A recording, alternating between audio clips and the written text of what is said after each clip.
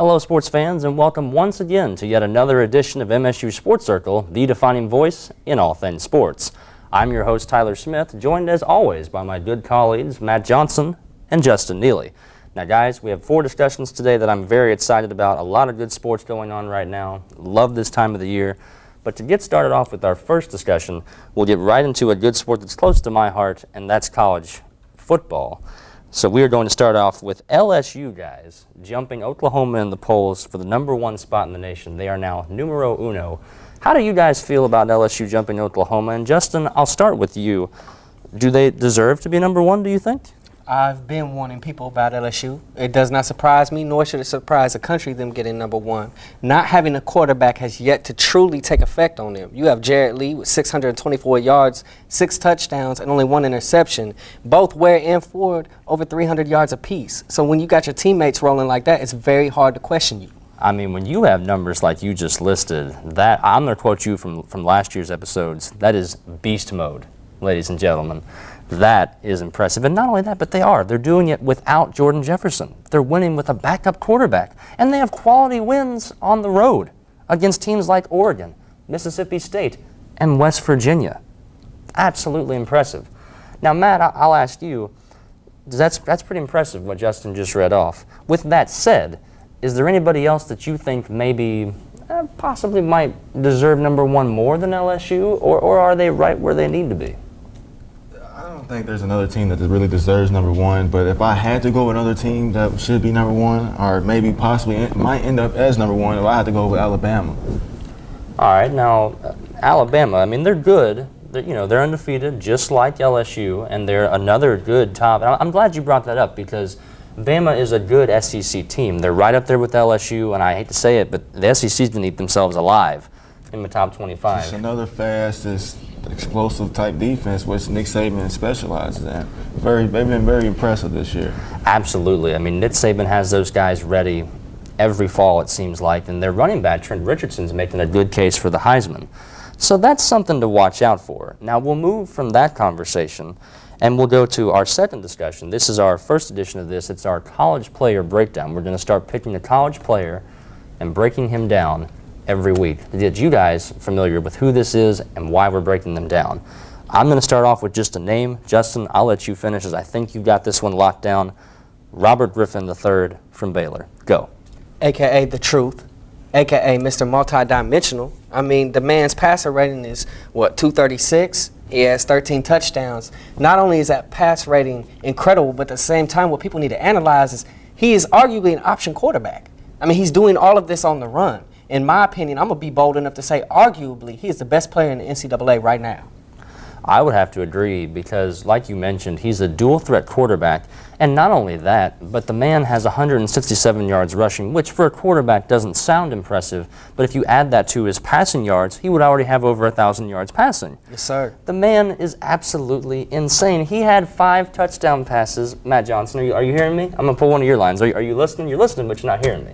The man had 5 touchdown passes to 5 different receivers. See, I'm not really hearing you because me personally, the only conference this year that really stands out to me, and every year pretty much, is SEC. And I kind of question, could he have these type of numbers with that fast, explosive defense in that conference? All right. That is the question. No, I hear you there. I mean, that's a fair argument. I think, if he was in the SEC, he might be a different quarterback. I think some of the defenses might apply a little more of the pressure, but it's hard to say. I mean, I don't think that necessarily that would make him a bad quarterback. I think he'd still be a dual threat, but that's a good point, though. I mean, the SEC is tough, guys. I mean, they're a tough conference every single year, no doubt about it. Well, that's going to wrap things up for our first discussion. We'll be right back after these commercials right here on MSU TV.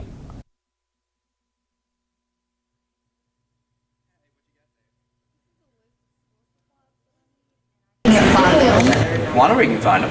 Okay, great. The university books. That's right, they got everything.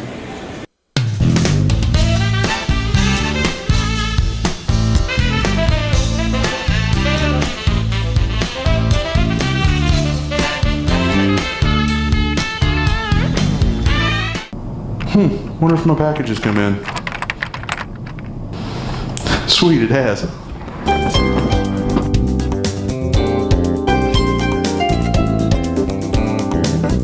How can I help you today, sir? Yeah, I got a package. What's your dorm address? 811 Cartmel. 811 Cart. See your student ID, please. All right.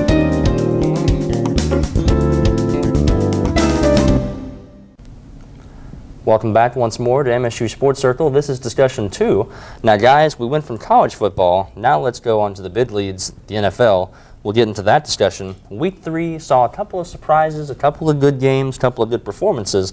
But the thing that stood out to me, and I think you guys will agree with me, I've got 2 cities for you, Buffalo and Detroit. Both of them 3-0.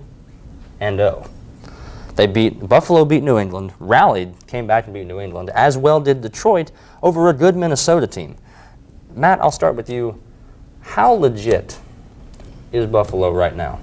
I say they're pretty legit. When you have Ryan Fitzpatrick, pardon me, for that 841 yards and 9 touchdowns. It's been a totally different team than we've seen in the Buffalo in the years. I just think they can't do nothing but just get better. Absolutely. Fitzpatrick is playing like an elite quarterback right now, and that's not something that you say very often when you mention Ryan Fitzpatrick. Because to be honest, he's not somebody you really know about. Just a couple years ago, I kind of thought he was going to get released personally. Seriously, this is a guy that was on the brink of being let go, and now it seems like he's earning his keep in Buffalo. And they've also had good play from running back Fred Jackson. He's in the top for the rushers. I think he has 303 yards total on the season. That's in the top 5 for NFL running backs. So the Buffalo Bills are clicking right now, and it's scary because they were a team that were in the cellar. Well, enough about the Buffalo Bills. They're good in their own rights, but let's talk about the Detroit Tigers. The Detroit Lions. So many teams in Detroit. Justin, what's up with Detroit? Nothing is going wrong right now with them. I mean, based on last season, would anybody up here or viewers watching would say Detroit Lions would remain undefeated right now? I mean, Stafford has 378 yards, 2 touchdowns. They played good defense. They held this team scoreless to take the overtime win. Now, there's nothing more I could really need to say. I got to give credit where credit's due. These boys are hot right now. Don't forget about Calvin Johnson. He's finally coming alive down there. Absolutely. Finally. Calvin, can we all say it on 3? 1, 2, 3. Finally. Okay, well, finally we will move on to Michael Vick, guys. Bad news. If you watched over the weekend, has a hand contusion in his hand. That's not good for Philadelphia. That has bad news written all over it. Matt, I'll go to you first. What are your worries if you're Philadelphia right now and you know that Mike Fitz out for a couple of games? My worries is we might not be able to compete without this man. I just really don't think they can do it with the backup and without Vince Young. This team is just pathetic to me, in my personal opinion, at the moment. It's not looking good right now for Philadelphia. Now, Mike Kapka, he's a backup from Northwestern. I think he'll be okay. But, Justin, who are some other guys you think that'll have to step up for Philadelphia? Okay, now I'm going to have to disagree with Matt. Pathetic is a word that's a little too strong for this team. Granted, 600-plus yards coming from one phenom. But look at it's going to hurt your team. Look at our play when we did have Mike Vick. The past 2 games we've been hurt. Mike Vick is a factor. Mike Vick will forever be a factor. Mike Vick is the team. Mike Vick is not the team. You still have McCoy averaging over 300 yards, Macklin 216 on the defensive end. You got your man Chaney with 19 tackles. Now, on the other side of the ball, you still got these men averaging 300-some yards, and defensively, your defensive leader is breaking necks out there. That's far from pathetic. Yeah, good point. I'm just saying. That's a good point. All right. I hear you guys. We'll see. Very quickly, in one word, Indianapolis Colts without Peyton Manning, 0-3 right now. How many wins? Under, over 5? It's no way we do over 5. I'm looking at maybe 2 more if they're lucky. Justin? I'm going to one up, Matt. I'm going to say 3 more. All right, we'll see what happens. And we'll be right back after these commercials here on MSU Sports Circle. For students living both on and off campus, come check out the new POD store, located in Alumni Tower. POD Store is a great way for students on campus to go grocery shopping without leaving campus, or for students looking for a place to spend flex dollars on drinks, snacks, and supplies. Remember, if you're by Alumni Tower, visit the POD Store to the right of the catwalk for products on demand when you want them. Are you feeling helpless? Do you have a lack of motivation? Are you stressed out? We want to help you.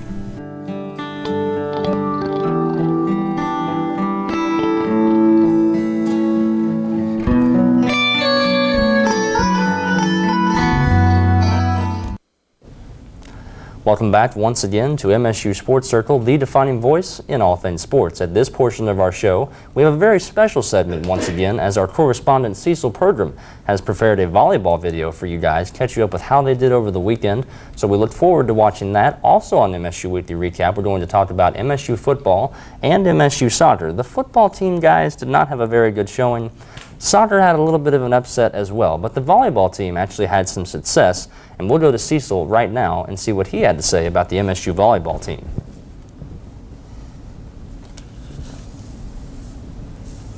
To 8-5 overall and 3-0 in the OVC after a 3-0 win over rival EKU last night in Weatherby Gymnasium. Eagles coach Jamie Gordon says his team played its best game of the year last night against Eastern. I don't know why they lost. I don't know that I've coached a team that has scored 23 of their 25 points in the first set off of kills. And to be honest, I was a little concerned because we were executing at such a high level defensively. Yet EKU was, right in there, especially in the second set as well. So, I knew we had to step some things up defensively, and I thought our team really answered the call, and it was fun to see them kind of end things with an exclamation point in the third set. Outside hitter Aaron Bohannon came up big for the Eagles offensively with a match-high 15 kills.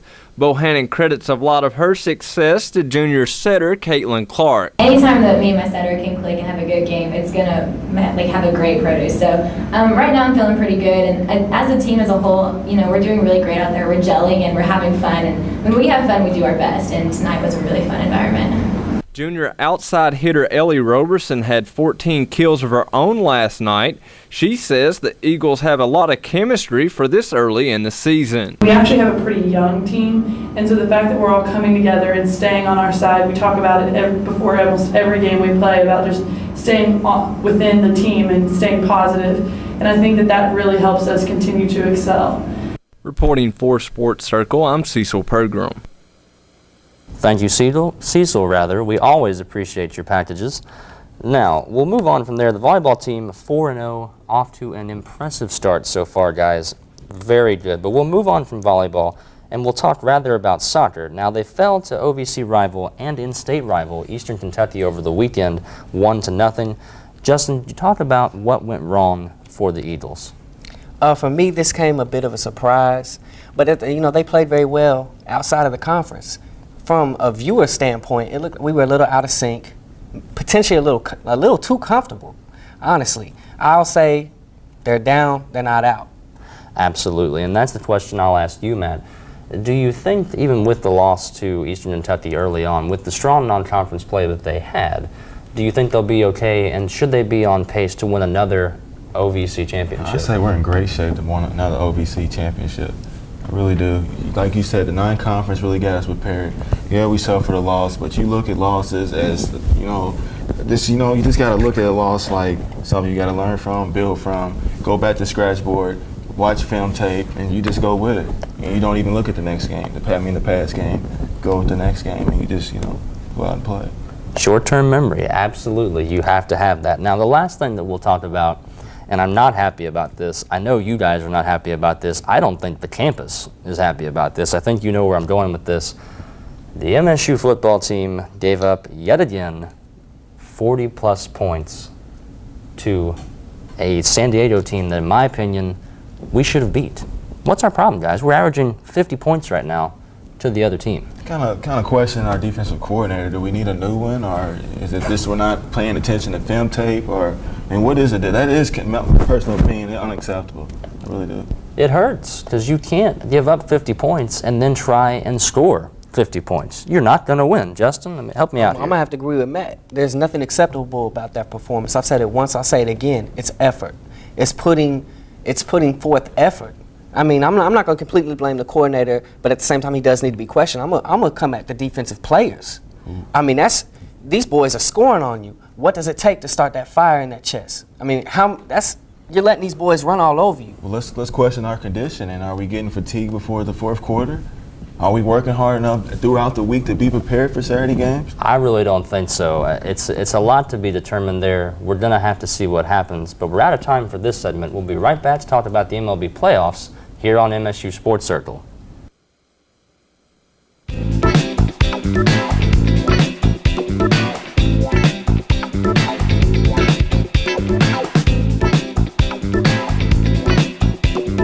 Oh yeah, that's right. Get the good stuff. The Java City on campus has just what you need to get you going. Located on the first floor of the Camden Carroll Library.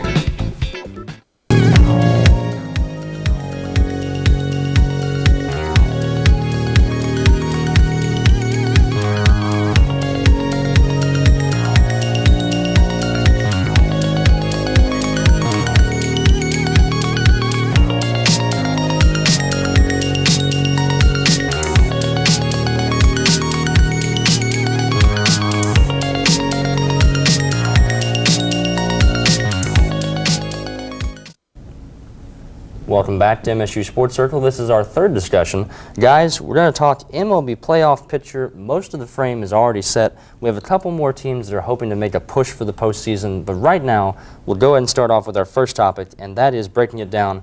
In the American League, the Detroit Tigers, New York Yankees, and Texas Rangers have all clinched their divisions, so they're making the playoffs. They're good. Philadelphia Phillies, Milwaukee Brewers, Arizona Diamondbacks, that makes up the National League, so they're all good. But which of those division teams, I should say, is a potential World Series champ? Justin, I'll start off with you. Who do you got? I'm going to say Phillies all day. You got Cliff Lee with 238 strikeouts, Ryan Howard, 33 home runs. His other stats are MVP numbers. Then you got pitcher Ray Halladay with 19 wins and 2.35 ERA. I mean, it's hard to argue with those stats alone. I mean, that is just filthy by Cliff Lee with 238 strikeouts. He's on a whole nother level. That's probably one of the deadliest 1-2 punch combos in MLB right now. Without a doubt, I have to agree with you. The Phillies are on fire.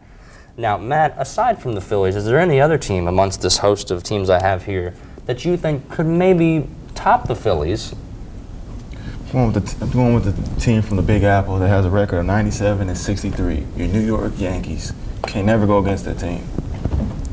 The New York Yankees, the Bronx Bombers, huh? Yes, sir. All right. It's not a bad call. I mean, they clinched the AL East outright.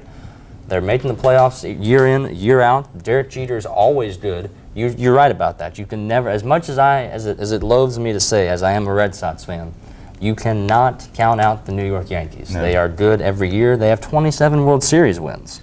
Stats don't lie, guys. Stats don't lie. So you're saying number 28? Yes, sir. He adds a yes, sir, to that. He's confident. We shall see. We shall see. All right. I'm going to stick with my Phillies. You're going to stick with the I'm gonna Phillies? stick with my Phillies. Don't go against the NY. Never. All right. I hear both of you respectively. Now we'll move on from the World Series, and we'll go to the wild card. Things are still up for grabs in the AL. Things are also up for grabs in the NL. Now in the American League, you have the Red Sox and the Rays, Tampa Bay Rays, that is. Justin, I'll start with you again. Who do you have between Boston and Tampa Bay if you had to pick right now? If I had to pick, you might have to twist my arm on that. It's kind of up in the air. I mean, Rays have to beat the Yankees 2 more times, but on the other side, the Reds still have to win twice themselves. It's not looking good in Beantown. They've had an epic collapse. The Rays have just played better baseball. Interesting to see what happens with those two teams. Now, we'll go over to the NL, Braves and Cardinals. If you have to pick one team, Matt, who you got? The record is 87 and 71. I'm going with your Atlanta Braves for your wild card spot. So, Tomahawk. Yes, sir. Braves. All right. All the way. All the way. And I think you're right, because the Braves really have been a really good team. They have a good pitching rotation with a young guy like Tommy Hanson. A good team collectively, always coached very well. They've been behind the Phillies all year so far, and I think it's a little too much too late for St. Louis. So I agree. Very quickly, we'll go over last but certainly not least, your AL and NL MVPs. Now, for the AL, you've got Curtis Granderson, Justin Verlander, Adrian Gonzalez. NL, Ryan Braun, Matt Kemp, Albert Pujols. Matt, I'll start with you. American League MVP, very quickly, who you got? Do you know somebody named Curtis, by the way? I do, Curtis Granderson. He's pretty good. RPI of a 119, 41 home runs. I think the man has it in wraps to get this. All right, Justin, American League MVP. American League MVP, I'm going to go with Justin Verlander. Not only do we share the same name, I'm a little partial, but I mean, he has 24 wins and only 5 losses. All right, and that's going to do it for this segment. We'll be right back after this commercial break here on MSU Sports Circle.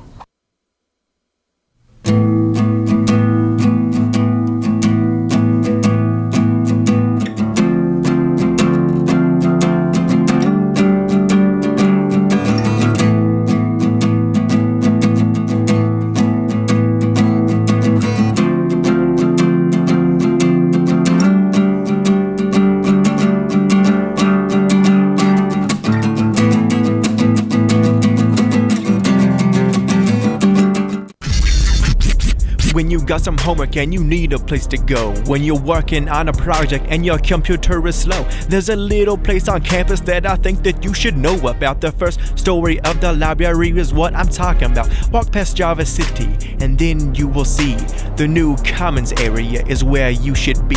They got computers and printers, couches, tables and more. It's the perfect place to go for study time galore.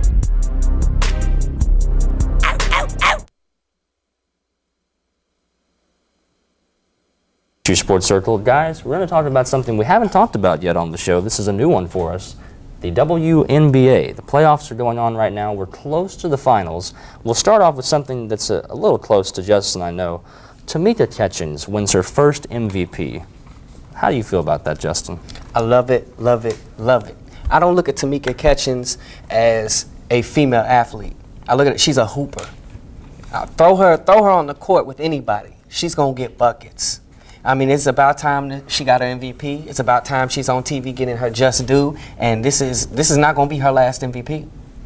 All right. Now, Matt, from your reaction, how did you feel about Tamika Catchings winning the MVP? She was runner-up the last 2 years. She's always been up there as far as the standings go.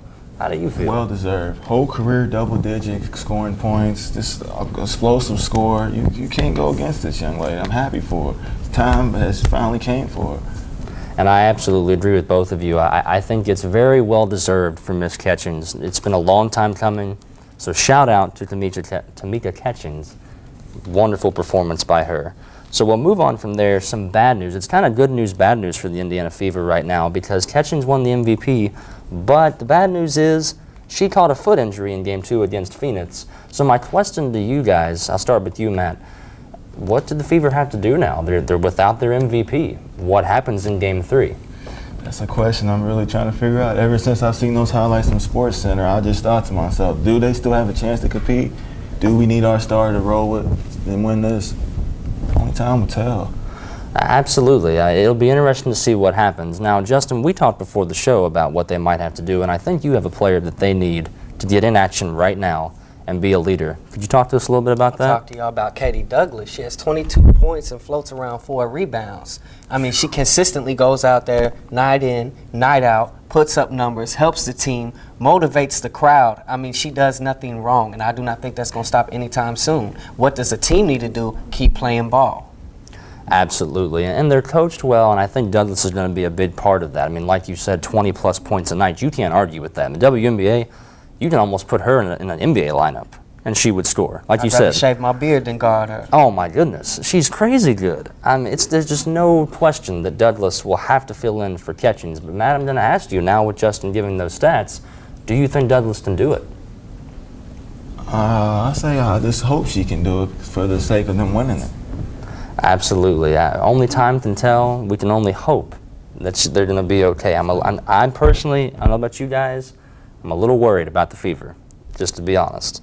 Now, one team we shouldn't be worried about, because they're already in the finals, is the Minnesota Lynx.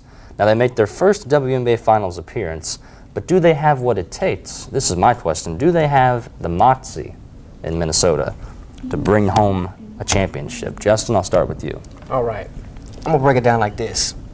Any team with a hooper with the name of Augustus with 21 points, 3 rebounds. Miss Whalen, 18 points, 4 rebounds. And let me drop this on you. Miss Air Jordan herself, Miss Maya Moore, on the squad, on the floor, contributing and dominating, they might just take it. All right, Matt, do you agree with that? I agree with every point he says, and like you said, the first time appearing in the finals, I look at when your first time making it, that just makes you just so hungry. Like, you know, if I was the coach, give me a little pep talk. This is our first time going to the finals.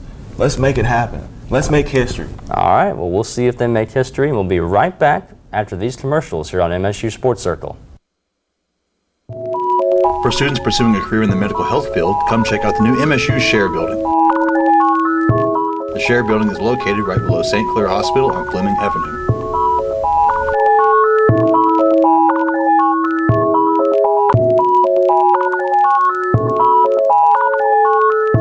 This building will offer students the chance to further their understanding of medical health and prepare them for a future with state-of-the-art hands-on classes.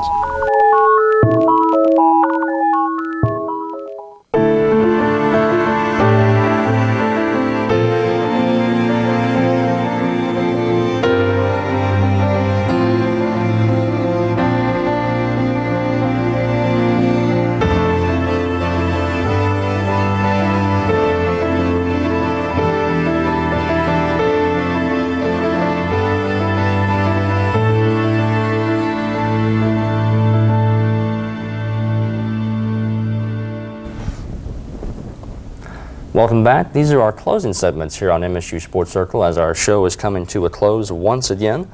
Guys, we're going to talk about some individual things here. We're going to have a little bit of a preview as to what's going on this weekend. A lot of exciting matchups in sports. Matt, I'll start with you.